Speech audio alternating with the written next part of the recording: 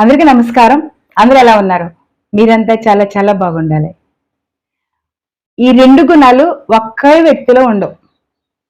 మనిషికి ఒక గుణం ఉంటది, ఒక సహజత్వం ఉంటది. కానీ మనం చర్చించుకునే 2 గుణాలు ఒకే వ్యక్తిలో ఉండవు. అదేంటంటే ఒక వ్యక్తి చాలా నీతిగా, న్యాయంగా, నిజాయితీపరుడుగా, చాలా సత్యం పలికేవారిగా ఉంటారు. అదే వ్యక్తిలో అబద్ధమాడే లక్షణము, అన్యాయము, అక్రమము, కుళ్ళి, కుతంత్రాలు ఉండవు. అంటే నిజాయితీ పరులాగానే మూవ్ అయిపోతా ఉంటారు. అన్యాయస్తుడు అన్యాయపరంగానే మూవ్ అయిపోతా ఉంటారు. కానీ సమాజానికి తెలుసు ఎవరు నిజాయితీ పరులు, ఎవరు అన్యాయస్తులు. కానీ విషయం ఏంటంటే చాలా మంది అన్యాయస్తుల్ని సపోర్ట్ చేస్తూ ఉంటారు. అది కూడా చాలా అన్యాయం.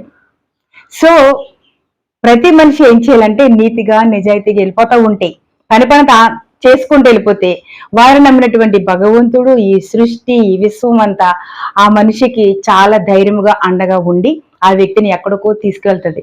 ఎక్కడికి ఉన్నత శిఖరాలకు తీసుకెళ్లి మహోన్నతమైన వ్యక్తిగా చూపిస్తుంది. సో గొప్పవారు ఎప్పుడు గొప్పవారే. Okay, thank you for watching this video.